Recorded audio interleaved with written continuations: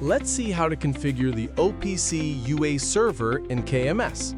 We are using RX3i, which can be published tags on OPC UA and has already been enabled in the PLC.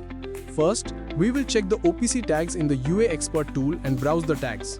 OPC is available on port 4840. The GE tags are available inside root objects application variable.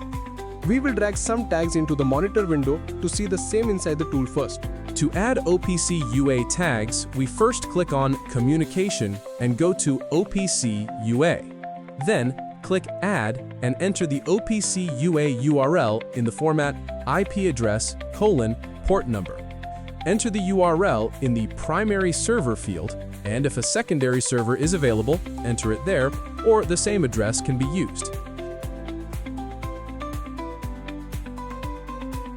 Next, select the authentication method, which in this case is none.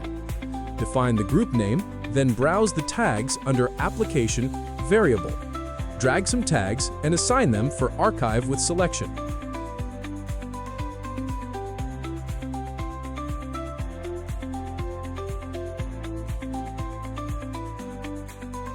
After that, add the contextualization with meter and give the value as meter1. Finally, proceed with the historian settings. OPC UA configuration is done.